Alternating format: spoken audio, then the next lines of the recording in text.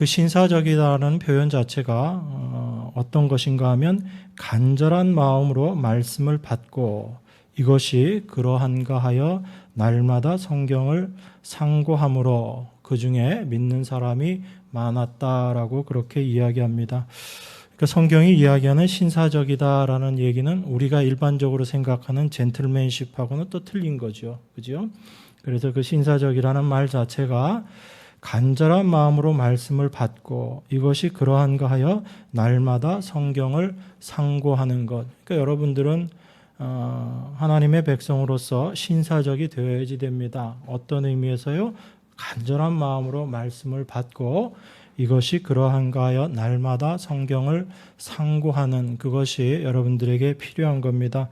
특별히 성경이 그러한 사람들을 칭찬하고 있는 것을 볼 때 이것은 우리가 당연히 가져야 될 자세다라는 것을 우리가 생각할 수 있습니다. 이 말씀을 통해서 저희가 조금 더 생각을 해보려고 하는 것이 그들이 날마다 상고했던 성경이 어떤 성경인가라는 겁니다. 이때 당시에는 신약이 없었죠. 그러면 구약의 성경을 그들이 상고했다라는 것입니다. 그러면 그들이 어떤 말씀을 들었던 거죠? 어떤 말씀을 간절하게 받았던 거죠? 그들이 들었던 제자들을 통해서 예수님의 제자들을 통해서 선포되는 그 복음의 말씀, 십자가의 복음의 말씀들을 이들이 듣고 그들이 전하는 그 복음을 듣고 그리고 그것이 정말 그러한가 하여 구약을 찾아봤다. 구약을 상고해 봤다라는 이야기입니다. 그럼 우리가 여기서 한 가지 생각할 수 있는 게 있는 거죠. 그게 뭐죠? 구약도 무엇을 이야기하고 있다는 걸 우리가 추측해 볼 수 있는 거예요. 바로 예수님의 십자가를 구약도 증거하고 있다는 것을 우리가 추측해 볼 수 있는 거죠. 그래서 신약이나 구약이나 다 예수 그리스도를 증거하고 있다는 것이 성경이 일관적으로 이야기하고 있는 내용입니다. 그래서 우리가 구약을 보면서 하나님의 공의만을 이야기하고 신약을 이야기하면서 하나님의 사랑만을 이야기하는 것은 우리가 성경을 올바로 바라보고 있지 못하다라는 것을 여러분들이 먼저 생각해야지 되는 것입니다. 겉으로 드러나는 표면적인 모습은 하나님의 공의가 강하게 나타나는 것이지만 그 하나님의 공의는 무엇을 드러내기 위함이냐면 바로 하나님의 사랑을 드러내기 위한 공의로우심이라는 것입니다. 단지 죄 범한 자는 다 죽으리라라는 이 공의의 말씀이 이것으로 끝나는 것이 아니고 그 죽으리라 하신 그 말씀을 하나님이신 당신이 대신 죽으심으로 말미암아 우리를 그 사망 가운데서 건져내었다라는 것이 성경의 이야기거든요. 그것이 구약이 일관적으로 이야기하고 있는 것입니다. 그래서 우리가 구약에서 하나님의 은혜를 발견하지 못하면 우리가 성경을 이해하는데도 오해할 수 있게 되는 것입니다. 성경은 철저하게 하나님의 일하심과 그 하나님의 일하심이 바로 은혜로 우리를 구원하시는 하나님의 은혜와 사랑, 하나님의 긍휼을 나타내고 있다는 것을 우리가 잘 찾아봐야지 되는 겁니다. 그래서 여러분들이 많은 말씀들을 듣지만 그 말씀이 정말 그러한가 성경을 상고해야지 되는 겁니다. 물론 우리가 우리의 지혜와 우리의 지식으로 그 말씀들을 듣고 그 말씀들을 성경에서 찾아보면서 정말 그러한가라는 것을 우리 스스로의 지혜로는 알 수 없습니다. 성령의 도우심이 있어야지 되죠. 그래서 우리가 날마다 말씀을 대할 때마다 하나님의 도와주심을 간구할 수밖에 없는 겁니다. 최근 코로나 때문에 여러분들이 가정에서 기독교 방송이나 여러 가지 유튜브를 통해서 그런 설교 말씀들을 많이 듣는 줄 압니다. 그런데 많이 듣는 것이 중요한 것이 아니라 그 말씀을 여러분들이 올바로 분별하는 것이 중요합니다. 여러분, 이 시대는 말씀을 듣지 못하는 시대가 아니에요. 그렇지만 그 홍수같이 쏟아지는 그 말씀 속에 참된 복음의 진리의 말씀을 우리가 찾기 힘들다라는 것이 이 세대의 가장 큰 문제입니다. 그래서 여러분들이 분별력을 가져야지 되는 거예요. 제가 지나치게 비판적으로 이야기하는 경우들도 간혹 있지만 그 모든 것들이 우리가 하나님의 말씀을 올바로 알려고 애쓰는 그 노력이 필요한 것이고, 참된 하나님의 말씀은 우리를 어떤 위치, 어떤 자리로 끌고 가는가를 여러분들이 아셔야지 되는 것입니다. 여러분들이 말씀을 접하면서 하나님의 은혜와 사랑보다 내 자신의 의가 보여지게 되고 드러나게 된다면, 그리고 그것을 내 삶의 신앙생활의 모습인 양 그렇게 생각하게 된다면 그게 잘못된 것이다라는 것을 우리가 잘 알아야지 되는 거예요. 현대교회 설교들 중에서 제가 들으면서 제일 안타까운 게 그런 것입니다. 하나님의 사랑을 이야기하고 하나님의 은혜를 이야기하고 십자가를 이야기하는데, 그 십자가의 삶을 올바르게 살아낸 그 사람의 잘됨, 그 사람의 행함들을 자꾸 강조하는 설교들을 제가 많이 접하게 돼요. 여러분, 그것은 하나님께서 우리를 끌고 가시고 인도하시고자 하시는 그 목적, 그 방향이 아니다라는 것을 여러분들이 먼저 분명히 아셔야지 됩니다. 그래서 사람의 잘남이 나중에 강조가 된다면 그것은 하나님의 은혜가 무시되는 것이라는 것을 여러분들이 먼저 아셔야지 됩니다. 그래서 우리가 참된 복음을 올바로 이해하는 것이 필요하고, 그리고 말씀을 듣되 그 말씀이 정말 그러한가, 성경적인가 하는 부분들을 우리가 늘 묵상해야지 되는 필요가 있습니다. 여러분, 법궤 안에 하나님께서 3가지 물건을 넣어두라고 하셨어요. 그건 뭔지 다 아시잖아요. 그죠? 그 안에 십계명 2 돌판과 그리고 만나가 든 항아리, 또 하나가 아론의 쌍난 지팡이를 그 법궤 안에 넣어두라고 했습니다. 이 3가지는 다 하나님의 능력, 하나님의 절대적인 그런 하나님 되심을 상징하는 내용들입니다. 그런데 그것이 단순히 하나님의 능력을 드러내는 것이고 하나님의 하나님 되심만을 이야기하는 것인가, 우리가 곰곰이 생각해 봐야지 되는 거죠. 이 3가지 물건들이 생겨나게 된 그 배경들을 여러분들이 생각해 보셔야지 되는 겁니다. 다 어떤 거죠? 하나님께서 만나를 이 땅에 내려주신 그 이유가 단순히 그들을 먹이시기 위함이 아니었다라는 걸 우리가 먼저 생각해야지 됩니다. 하나님께 그들이 불평하고 불만하고 우리로 하여금 이 광야에서 다 굶어 죽게 하려는가라는 그들의 원망을 통해서 너희들이 하나님의 은혜로 살아가고 있다라는 것을 가르쳐 주시기 위해서 하나님께서 만나를 주셨거든요. 그런데 그 만나를 받은 인간들이 이스라엘이 어떤 모습으로 나타나냐면, 하나님의 말씀을 올바로 이해하지 못하고 그들의 힘으로 살아가는 것이 아니라 하나님의 은혜로 살아가는 것임을 알지 못하고 그 주신 만나를 말씀대로 사용하지 못하지요. 그래서 그들의 죄가 드러납니다. 하루치만 갖고 와서 그날 먹고 치워라 라고 이야기하는데도 그걸 남겨둡니다. 남겨둔다는 얘기는 이틀치를 걷어왔다는 이야기잖아요. 하나님 말씀에 순종하지 않은 겁니다. 그렇게 해서 그 남겨둔 만나들이 다 썩어버립니다. 또 어느 날은 나가지 말고 이틀치를 갖고 와서 그 다음 날까지 먹어라, 내일 먹을 것까지도 하나님께서 다 주신다는 약속의 말씀인 것이거든요. 그런데 어떻게 합니까?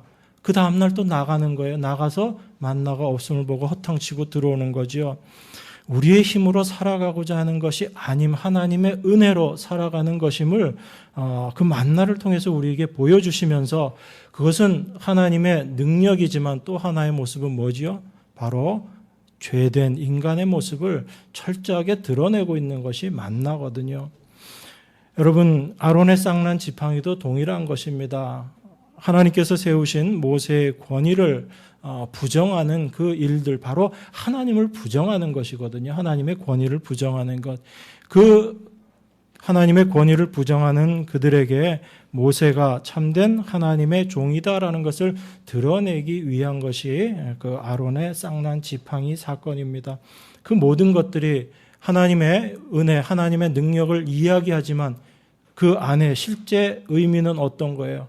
하나님의 말씀 앞에 굴복하지 못하고 순종하지 못하는 인간의 죄된 모습을 드러내고 있는 것입니다. 그래서 그 법궤 안에 있는 그 모든 물건들이 어떤 모습인가 하면 바로 우리 인간의 죄를 밝히 드러내고 있는 거예요. 그걸 법궤 안에 집어넣었는데 그 법궤 위에 그 법궤를 덮는 뚜껑을 우리가 시은자라고 이야기하죠. 그 안에 감추어져 있는 죄된 모습들이 있지만 시은자로 그 모든 죄를 덮어버리시고 그 위에 어린 양의 피를 뿌리심으로 말미암아 우리의 죄인들인 우리가 어떻게 하나님의 은혜 가운데 거하게 되는가, 어떻게 구원받는가를 우리에게 보여주고 있는 것이 바로 법궤거든요. 그런데 우리는 그 법궤 안에 있는 물건들을 단지 부활의 능력이다, 하나님의 능력이다라고만 이야기하면 성경을 정확하게 이해하고 있지 못한 것이다라는 것입니다. 그렇게만 이야기한다면 그 하나님을 그냥 나의 힘이고 이 세상을 살아가는 나의 힘으로만 여길 뿐이지 참된 나의 죄를 구원하여 주시는 은혜의 하나님으로는 우리가 바라보지 못하게 되는 것이거든요. 그래서 똑같은 성경을 보고 성경 말씀을 들으면서도 하나님의 뜻과 무관한 모습으로 우리가 성경을 이해할 수 있다라는 것입니다. 이걸 먼저 우리들이 인정해야지 되는 거예요. 여러분, 그 안에 법궤 안에 들어있었던 그 특별히 하나님께서 주셨던 십자가 두 돌판, 그건 우리에게 아주 중요한 의미가 있습니다. 여러분, 하나님께서 모세에게 돌판을 주셨어요. 십계명 말씀, 하나님께서 직접 기록하신 하나님의 율법이죠. 그것을 모세에게 줬습니다. 그런데 이걸 한 번 주고 끝난 것이 아니고 두 번 주게 됩니다. 왜 그렇죠?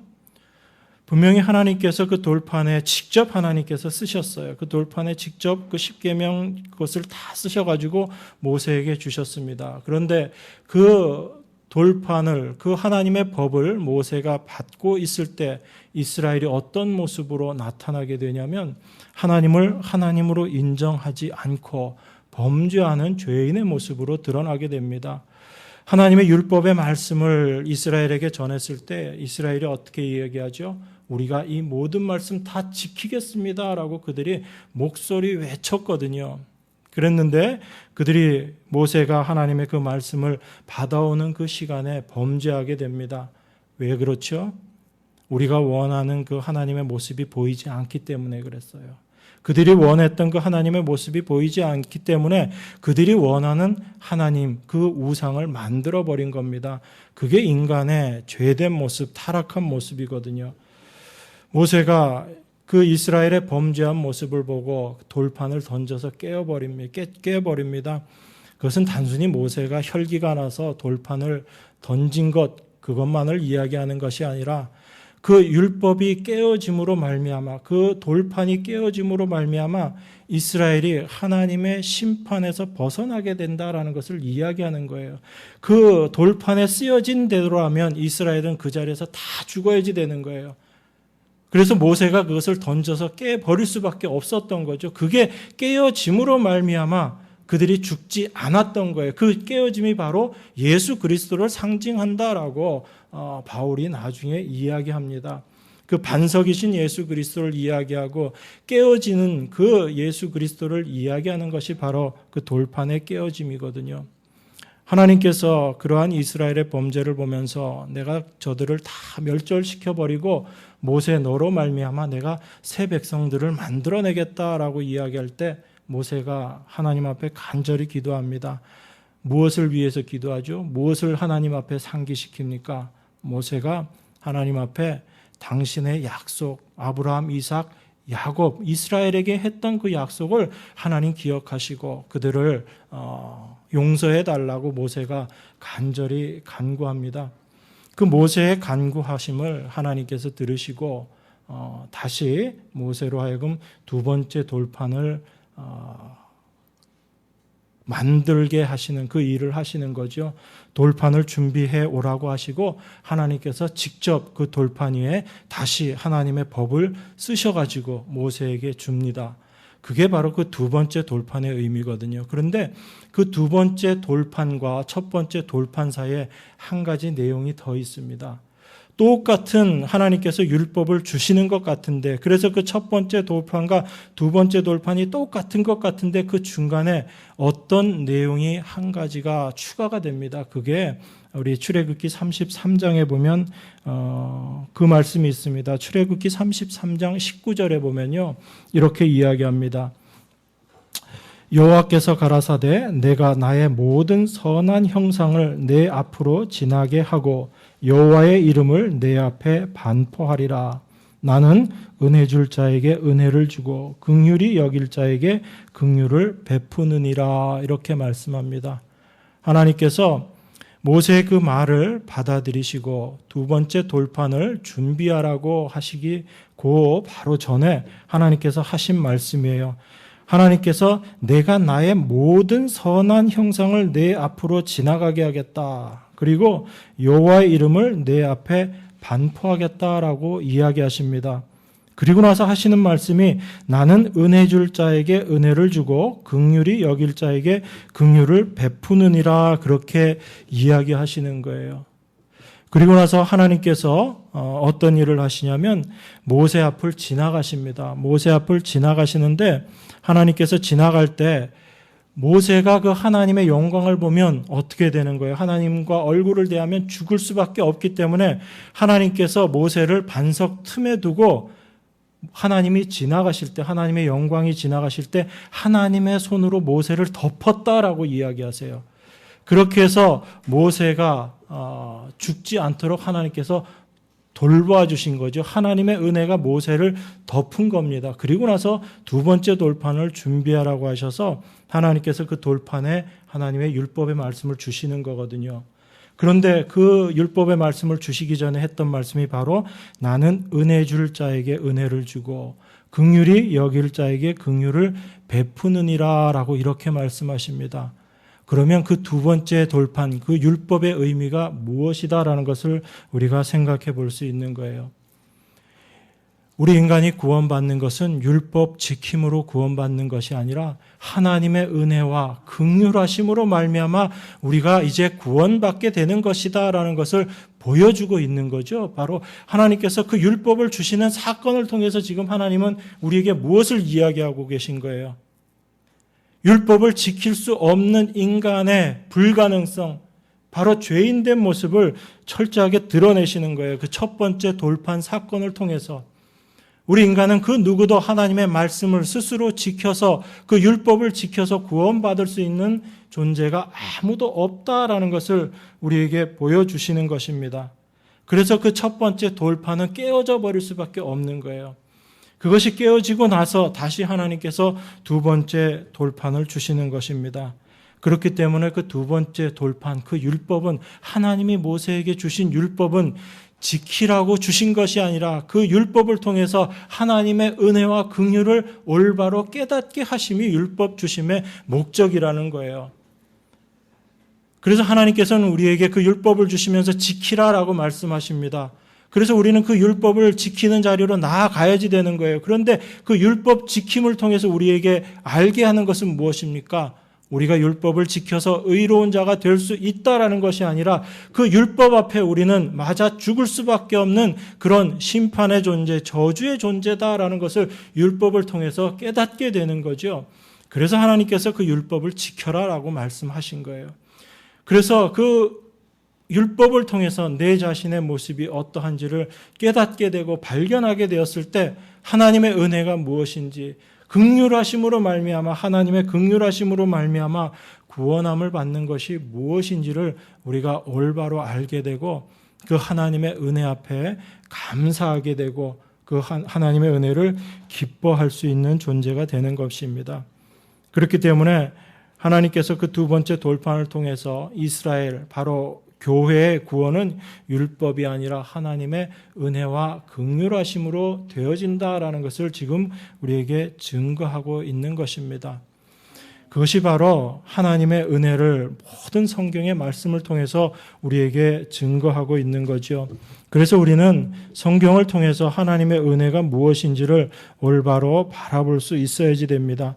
그 하나님의 은혜가 어떻게 또한 우리에게 임하는 것인가를 우리가 분명히 알고 있어야지 우리가 신앙생활을 할 때 흔들리지 않게 되고 그 말씀 앞에 우리 자신의 모습들을 올바로 이해하고 말씀대로 살아갈 수 있는 우리들의 모습이 되어질 수 있는 것입니다.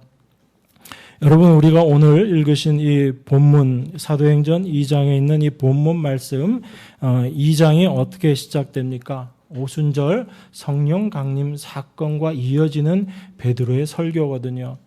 여러분, 이 베드로의 설교 앞에 바로 있었던 이 오순절 성령 강림 사건, 이것을 통해서 베드로의 이 설교 내용과 그리고 어떻게 우리가 구원함을 받게 되는 것인가라는 것을 잠시 생각해 보기를 원합니다. 하나님께서 성령을 이 땅에 보내주시고 그리고 그 성령이 이 땅에 임할 것을 요엘 선지자를 통해서 이미 예언한 것입니다.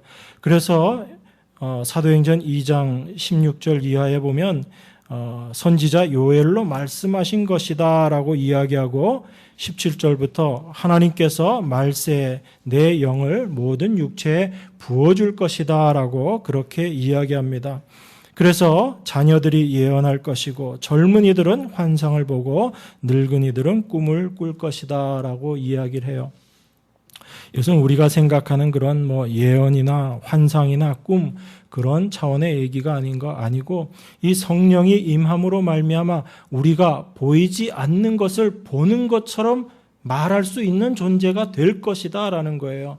예언의 것이나 그리고 우리 안에 꿈의 것으로 다가오는 것이나 환상이나 이것이 우리가 눈으로 볼 수 있는 직접적인 내용을 이야기하는 것이 아니고 보이지 않지만 우리 안에 실제가 되는 것, 그것을 이야기하는 것입니다. 그래서 그것이 우리 안에 임하게 될 때, 성령이 우리 안에 임하게 될 때 우리 안에 생겨나는 것이 바로 꿈이고 환상이고 예언의 말씀이라는 거예요. 그 말씀이 우리 안에서 세워지게 되는 것입니다. 그 성령이 임하심으로 말미암아 주의 이름을 부르는 자들이 생겨나게 되고 그들이 구원받게 될 것이다 라는 것을 우리에게 이야기하고 있는 거죠. 그 예수 그리스도의 다시 오심을 성령으로 말미암아 우리에게 깨닫게 하시는데 그것이 이미 구약에 예언된 말씀이다라는 것이 베드로 설교의 가장 핵심적인 내용 중에 하나입니다. 그래서 다윗의 말을 인용하고 있죠. 다윗이 가로되 내가 항상 내 앞에 계신 줄을 배웠으며 나로 요동치 않게 하기 위하여 그가 내 우편에 계시무다.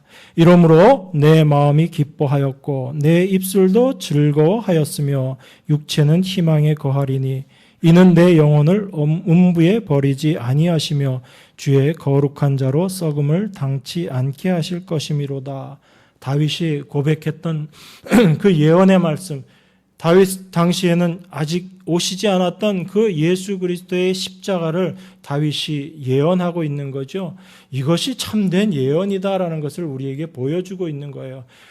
보이지 않고 이루어지지 않았던 일이지만 하나님의 영이 임하심으로 말미암아 그 안에 너무나 분명하게 자리 잡고 있게 되는 것, 그 안에 참된 소망으로 갖게 되는 것, 이게 참된 예언의 말씀이고 환상이고 꿈이다라는 것을 우리에게 지금 성경이 이야기하고 있는 겁니다. 이 모든 일들이 바로 성령이 임하심으로 말미암아 되어지는 것이다라는 것을 우리에게 이야기하고 있는 거예요. 그래서 오순절 성령 강림 사건이 있고 나서 베드로의 이 설교가 있는 거예요. 그러니까 우리가 하나님의 은혜를 알고 하나님의 어떤 분이신지를 알고 예수님의 십자가를 올바로 이해할 수 있는 것은 우리 스스로의 능력으로 우리의 힘으로 되어지는 것이 아니라 바로 성령이 우리에게 임하심으로 말미암아 되어지는 것이다라는 것을 우리가 먼저 생각할 수 있어야지 되는 것입니다. 그래서 사도행전 2장 33절에서 이렇게 이야기하는 거예요. 하나님이 오른손으로 예수를 높이심에 그가 약속하신 성령을 아버지께 받아서 너희 보고 듣는 이것을 부어주셨느니라, 이렇게 이야기합니다. 그 성령이 하나님께서 말씀하셨던 약속하셨던 그 성령을 우리에게 보내주심으로 말미암아 지금 너희가 이 모든 일들을 보고 알게 되는 것이다 라고 그렇게 이야기하는 것입니다. 이게 하나님께서 약속하셨던 그 모든 일들이에요. 그래서 그 성령이 임하심으로 말미암아 되어진 그 일들을 통해서, 그리고 예수님께서 왜 십자가에 못 박혀 돌아가실 수밖에 없으셨는가를 베드로가 설명하고 있는 거죠. 베드로가 선포하고 있는 것입니다. 바로 이스라엘의 죄를 드러내시고 그 죄를 용서하시기 위해서 하나님께서 당신의 아들을 이 땅에 보내셨다라는 것을 말씀하시고, 바로 그 예수님을 십자가 못 박아 죽인 자들이 바로 너희들이다, 바로 우리들이다라는 것을 이야기하는 것입니다. 그 베드로의 설교를 듣고 이스라엘의 반응이 36절에 나와 있습니다. 그런즉 이스라엘 온 집이 정녕 알지니 너희가 십자가에 못 박은 이 예수를 하나님이 주와 그리스도가 되게 하셨느니라. 너희가 십자가에 못 박아 죽인 그 예수가 바로 하나님이 주와 그리스도가 되게 하신, 약속하신 바로 하나님이다라는 것을 이야기합니다. 예수님을 알아보지 못하고 그분을 참 하나님의 아들로 깨닫지 못하고 십자가에 못 박아 죽여버렸던 그들이 이제 성령이 임함으로 말미암아 변화된 모습이 나타나는 거예요. 그것이 바로 베드로의 이 선포를 듣고 37절입니다. 저희가 이 말을 듣고 마음에 찔려 베드로와 다른 사도들에게 물어가로되 형제들아 우리가 어찌할꼬 하거늘. 이것이 바로 성령이 임한 자들의 모습이다라는 것을 지금 우리에게 설명하고 있는 거예요. 그러니까 여러분, 성령이 임하게 되면 우리가 어떤 능력을 행하는 것이 아니라 성령이 임하게 되면 우리의 죄를 깨닫게 되는 거예요. 성령은 우리에게 그것을 알게 하시기 위해서 임하시는 것입니다. 하나님을 알아보지 못하고 하나님의 보내신 자를 알아보지 못하고 내 의를 세우기 위해서 죄 가운데 있는 자기 자신의 모습을 알지 못하고 그 하나님의 아들을 십자가에 못 박아버렸던 그들이 이제 성령이 임함으로 말미암아 그 예수를 하나님으로 알게 되고 그 예수를 십자가 못 박아버린 자기 자신의 죄를 발견하게 되는 거죠. 이것이 성령이 임한 자들의 모습이다라는 것입니다. 그래서 그 하나님을 십자가에 못 박아버린 자기 자신의 죄된 모습, 그것이 어떤 것이었어요? 내 의를 세우기 위해서 하나님의 의를 짓밟아버린 그들의 모습이었잖아요. 나도 얼마든지 율법의 말씀을 지켜서 하나님의 자녀가 될 수 있고 나도 얼마든지 그 율법 지킴을 통해서 생명을 얻을 수 있는 존재다라고 생각했기 때문에 예수님이 필요 없었던 거거든요. 그들은. 그래서 그 예수님을 십자가에 못 박아 버린 것입니다. 하나님의 아들이라고 이야기하는 당신이 없더라도 우리는 얼마든지 우리의 힘으로 율법을 지킴으로 말미암아 하나님의 자녀가 될 수 있다라고 그들이 생각했기 때문에 예수님을 십자가에 못 박아버린 것입니다. 바로 자기의 의를 위해서 하나님을 십자가에 못 박아버린 그 죄를 성령이 임함으로 말미암아 그들이 깨닫게 된 것이지요. 그래서 어찌할꼬라는 그 고백이 나오는 것입니다. 이제 우리 하나님을 못 박아버린 이 죄인된 모습, 우리가 과연 어떻게 해야지 될 것인가라고 베드로와 사도들에게 고백하는 그들의 모습, 그것이 바로 성령이 임한 자들의 모습이다라는 거죠. 그래서 성령이 임하고 참된 구원이라는 것은 내 자신의 죄인된 모습, 나의 죄를 깨닫게 되고 그것을 하나님 앞에 고백하는 모습으로 나아가게 되는 것, 이것이 참으로 성령 받은 자의 참된 모습이다라는 것입니다. 다른 어떤 것이 구원의 확증이 될 수 없는 거예요. 참된 구원의 확증이라는 것은 하나님의 말씀을 통해서 나의 죄인됨을 철저하게 깨닫고 이 죄된 모습에서 해방받을 수 있는 것은 하나님의 은혜, 그 십자가가 아니면 나는 도저히 불가능한 존재이다라는 것을 깨닫고 하나님 앞으로 나아가는 자들, 그 십자가 앞으로 나아가는 그 모습만이 우리 안에 분명한 구원의 확증, 구원의 확신이 되는 것입니다. 이것을 떠나서 다른 어떤 것들로 우리가 구원을 이야기할 수 없는 거예요. 그래서 똑같은 사도행전에 동일하게 하나님의 말씀이 선포되지만 성령을 받은 자들과 받지 못한 자들의 모습을 아주 극명하게 드러내고 있는 겁니다. 여러분들이 잘 아시는 그 사도행전 7장에 보면 어떤 내용이 나오죠? 스데반의 설교 내용이 나옵니다. 스데반이 하나님의 성령이 임함으로 말미암아 쭉 구약의 모든 역사들을 이야기하면서 어떻게 우리가 구원함을 받았는가라는 것을 이야기합니다. 그리고 그 이스라엘 백성들에게, 바리새인과 그 모든 유대인들에게 그 하나님의 말씀을 선포했을 때 그 말씀을 들었던 사람들의 반응이 사도행전 7장 54절에 나와 있습니다. 스데반 집사가 이렇게 이야기하죠. 53절에 보면 너희가 천사에 전한 율법을 받고도 지키지 아니하였도다, 이렇게 이야기합니다. 그들이 율법을 받고도 지키지 않았다라는 것은 어떤 말씀인 거예요? 그들이 율법 지키는데 열심을 내지 않았다는 얘기입니까? 아니에요. 율법을 받았지만 그 율법이 이야기하고 있는 하나님의 아들, 하나님의 은혜로 말미암아 그들이 구원받는다라는 것을, 그들이 죄인이라는 것을 스스로 인정하지 않았다라는 것이 율법을 지키지 않았다라는 그 말씀인 거거든요. 그래서 하나님이 전한 율법은 어떤 거라고 제가 말씀드렸어요. 하나님의 긍휼, 하나님의 은혜로 말미암아 우리가 구원함을 받는다. 율법을 우리가 지켜서 구원함을 받는 것이 아니다라는 것이 하나님의 율법의 말씀이었거든요. 그런데 이스라엘은 그 하나님의 율법의 말씀을 받고서도 그것을 지키지 아니하였다라고 이야기합니다. 그런데 유대인들은 스스로 율법을 지켰다라고 생각했거든요. 그렇기 때문에 그렇게 자기 자신들의 존재 자체를 부정하고 있는 스데반을 향해서 그들의 마음이 달라질 수밖에 없는 거예요. 똑같은 하나님의 말씀이 선포가 되었는데 너희들이 너희들의 의를 내세우기 위해서 하나님의 말씀을 지키지 않았다라는 동일한 말씀이 선포될 때 성령을 받은 사람들은 어찌할꼬라는 그 고백을 하면서 하나님 앞으로 나아가게 되지만, 성령을 받지 못한 자들은 어떻게 반응하는가? 동일하게 마음에 찔려합니다. 동일하게 마음에 찔려하는데 그 반응이 다른 거예요. 7장 54절이 이렇게 이야기합니다.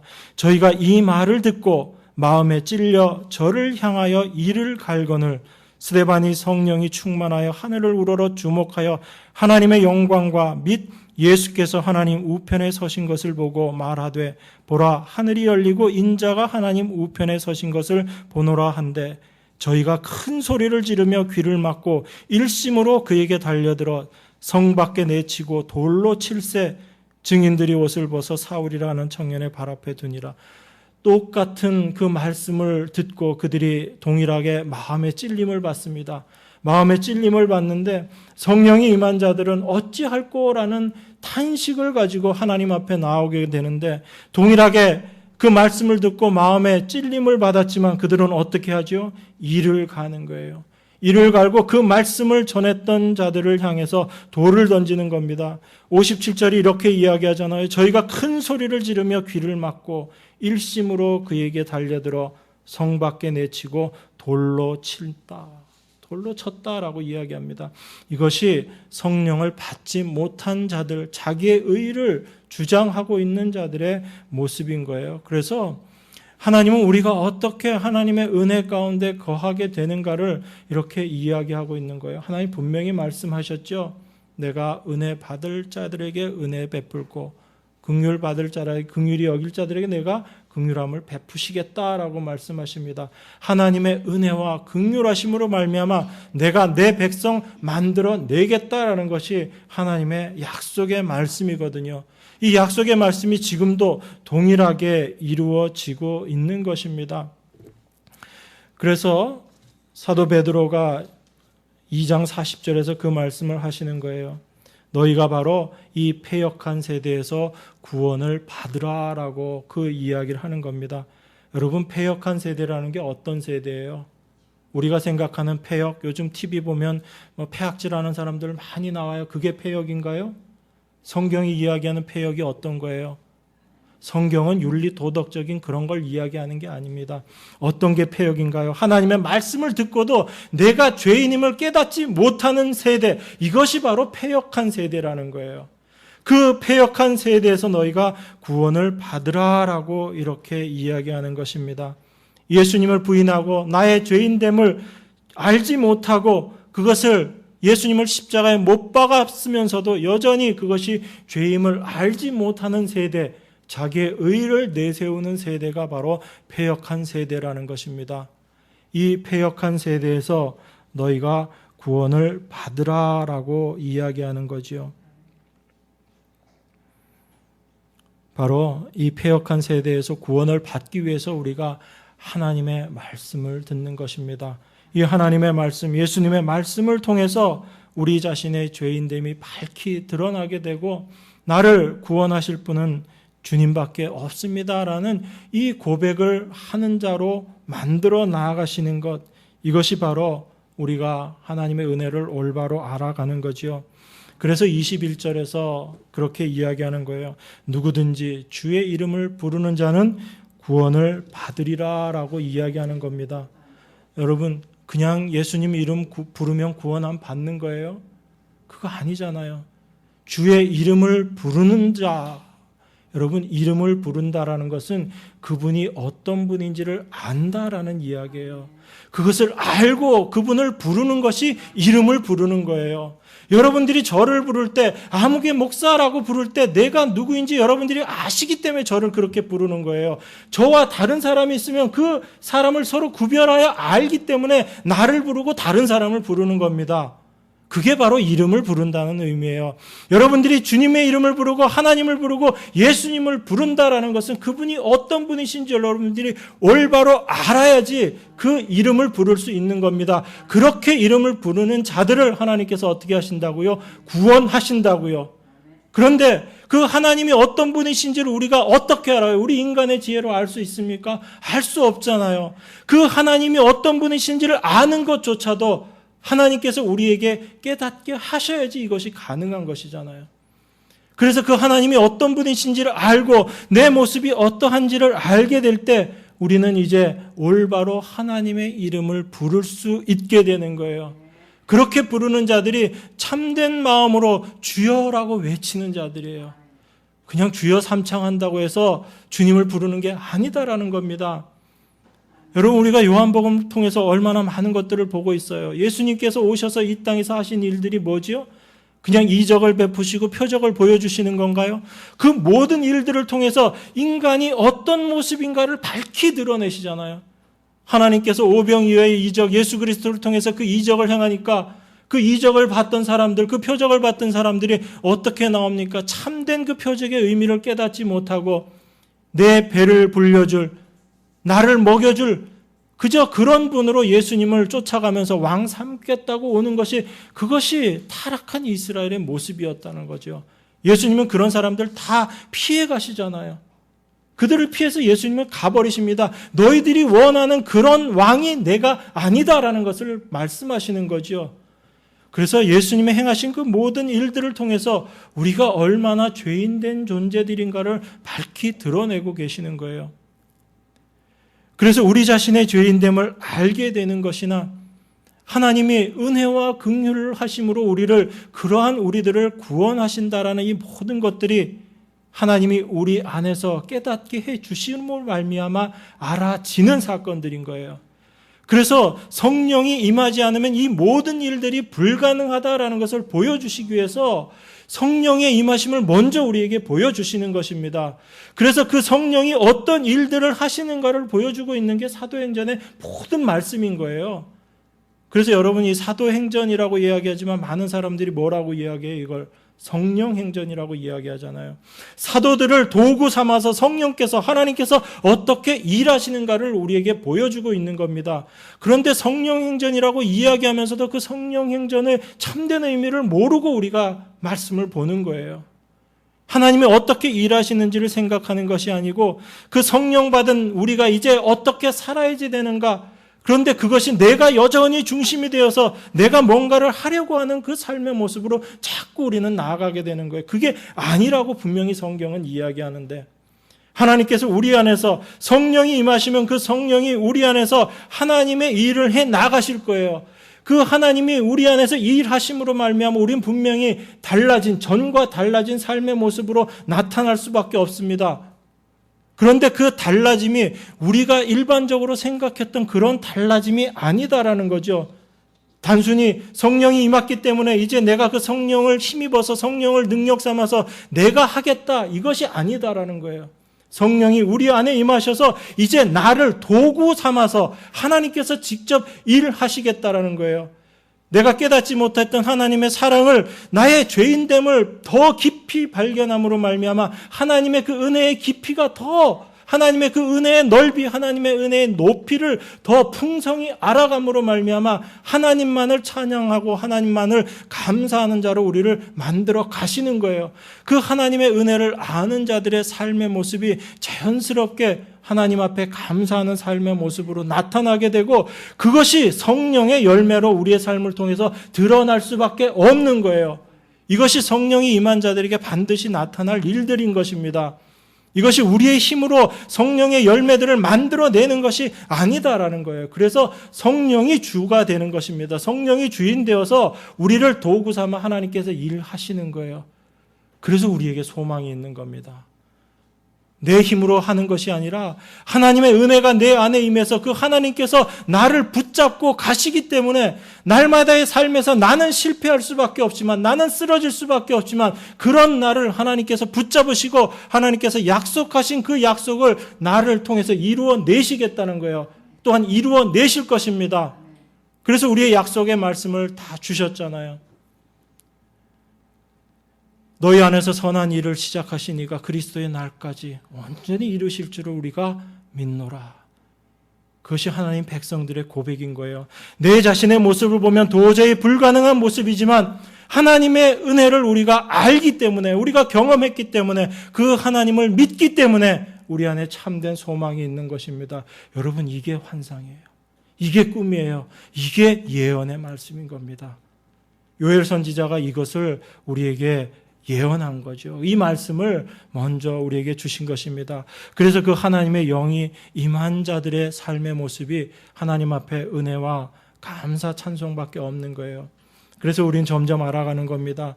사도가 에베소 말씀을 통해서 우리에게 이야기했죠. 너희가 그 은혜를 인하여 믿음으로 말미암아 구원을 얻었나니 이것이 너희에게서 난 것이 아니요 하나님의 선물이라. 여러분, 선물 받은 자들은 그 선물 받고 거기에 보답하기 위해서 뭘 하는 게 아니에요. 정말 선물 준 사람의 기쁨은 어떤 거죠? 그 선물 받고 거기에 대해서 뭘 보답하는 거 원하지 않습니다. 그 선물 받고 그냥 감사하고 기뻐하는 것으로 가장 좋은 거예요. 그런데 우리는 뭘 할 줄도 못하면서, 할 수도 없는 존재들인데도 그것 모르니까, 선물 받았으니까 우리가 뭘 해야지라고 자꾸 생각하는 거예요. 여전히 자기 자신이 어떤 존재인지 모르는 겁니다.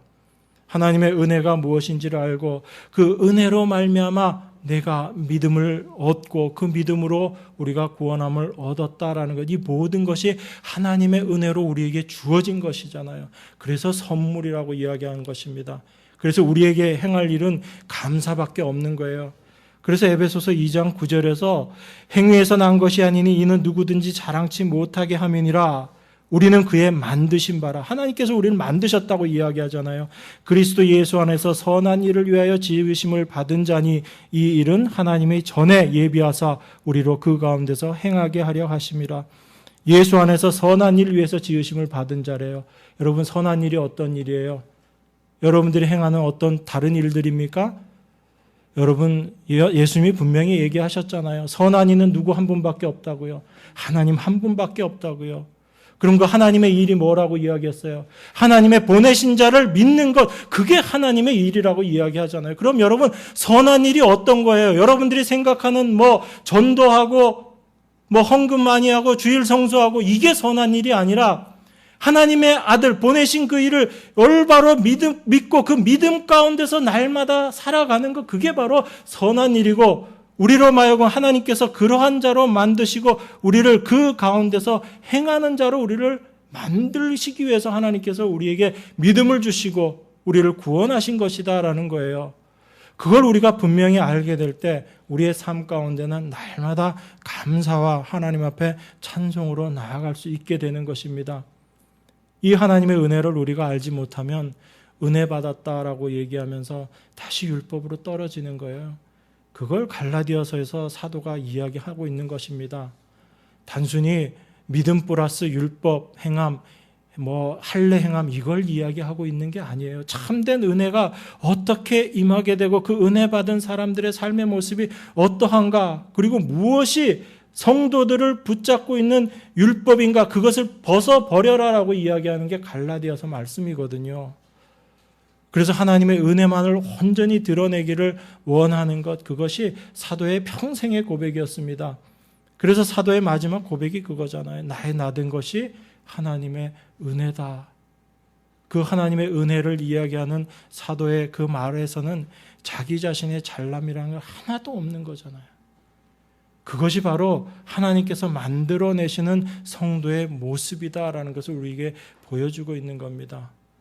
여러분, 이 하나님의 은혜를 날마다 알아가는 여러분들이 되셔야지 되는 거예요. 그래서 성령이 우리 안에 계신 것입니다. 우리가 어떤 존재인지를 늘 깨닫게 하시고 우리의 불가능을 늘 보게 하심으로 하나님의 그 은혜가 얼마나 크고 놀라운 것인지를 우리 안에 깨닫게 하시는 거예요.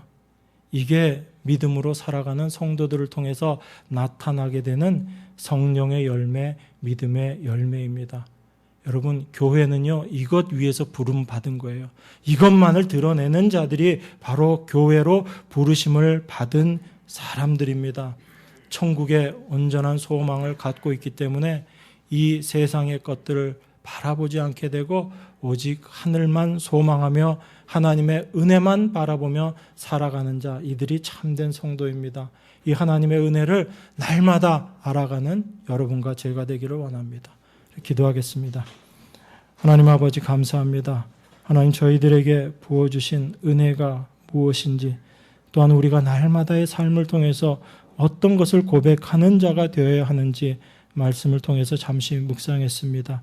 오직 성령께서 이 모든 일들을 행하실 줄 믿사오니 우리 안에서 말씀을 깨닫게 하시며 또한 그 말씀을 우리 안에 이루어 내시며 온전한 하나님의 백성으로 살아가게 하실 줄 믿습니다.